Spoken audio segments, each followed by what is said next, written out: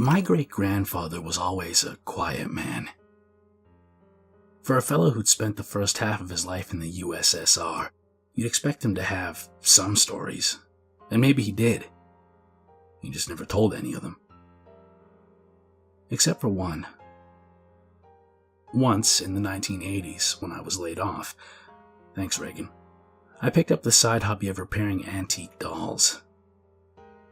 My great-grandfather absolutely hated this, which made things incredibly difficult as I was caring for him at the time. One day, I had finally had enough of his complaining. "Why?" I demanded. "What is your issue with dolls, Pratted?" He took a deep breath and looked me in the eye. "You want to know why I hate those things so much?" "Yes," I pleaded. "Please, tell me. I want to understand." He took another breath. "I have kept silent for so long, but you want to know, so you shall." He then raised his hand and wagged his finger at me. "But I warn you, Dorogoi, you will wish you had not asked." The story my great-grandfather told me is as follows. When my great-grandfather was young, he served in the militia of a tiny village. From what I can gather, it was a relatively peaceful place. The occasional theft was all the militia really had to deal with. That is, until the incident with the doll maker. On the outskirts of the village lived a man who made dolls and other toys for a living.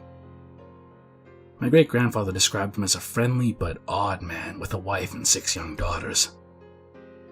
He was, I guess, an eccentric who was always trying to invent new kinds of toys and games for the village children.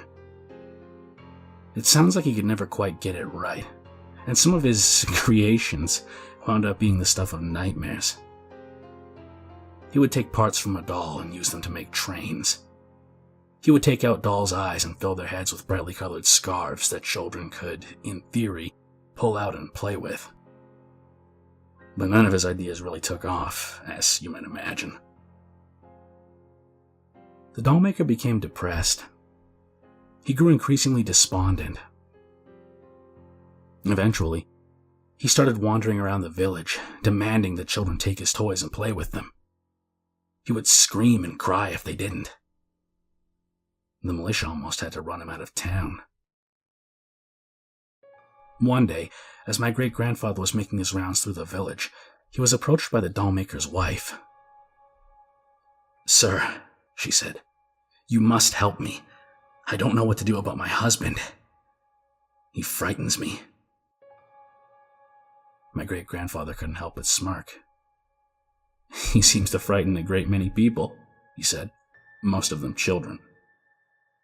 "You don't understand," said the woman, who apparently did not appreciate his attempt at humor. "Something is very wrong with him. He doesn't eat. He doesn't sleep. I have to force him to wash. And he goes about with a strange look in his eyes. He keeps muttering to himself, saying, 'Big and new. The children must have something big and new.' And the way he looks at me and at the children, I fear he might do something terrible." My great-grandfather now took her very seriously. According to him, she was nearly in tears now and trembling. "Is he violent toward you?" he asked. "No," she said, "but I fear he may become so." "Well," he said, "you go straight home and tell him that if he does not come to his senses and stop behaving in such a strange manner, the village watch will have to come and pay him a visit." As the story goes, the dollmaker's wife looked skeptical but thanked my great-grandfather nonetheless and hurried back home.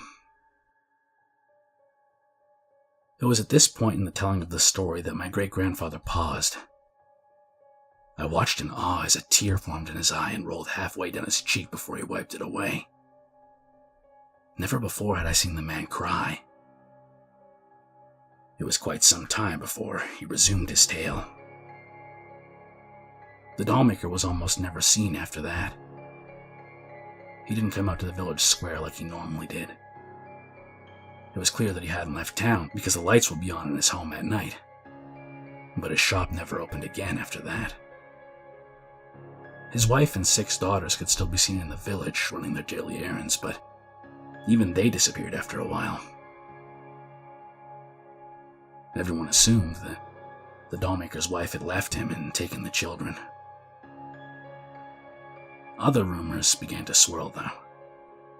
Some people said the dollmaker went completely crazy. Others said he was praying to Satan for the return of his wife. No one knew for sure, of course, and any attempt to make contact with him was met with a curt, "Go away, I'm busy." The villagers' curiosity about the dollmaker was just starting to die down, when suddenly, one day, he threw open his front door and ran from his home. He looked absolutely terrible. His skin was pale and stretched thin over his bones. Heavy bags could be seen under his sunken eyes. He looked like a walking corpse. And yet the smile on his face could not have been bigger. With wide eyes and a croaking hoarse voice, he ran through the streets and shouted, "Matryoshka! Matryoshka!" He reached the village square where a crowd had gathered. There, he shouted to anyone within earshot, "Matryoshka, at last!" And then, according to my great-grandfather, the dollmaker fell to the ground and never moved again. It was confirmed soon afterwards that the man had died. The task fell, of course, to the village militia to enter the man's home and determine exactly what had happened. My great-grandfather said that the first thing that hit them before they even went in was the smell. He knew then that whatever they were in for, it wasn't good. Still, nothing could have prepared them for what they found. Upon entering his workshop, several questions were answered at once. In case you didn't already know, Matryoshka is the name for those Russian nesting dolls. The militia learned at once why this had been the dollmaker's last word. And they also knew what happened to the man's wife and daughters.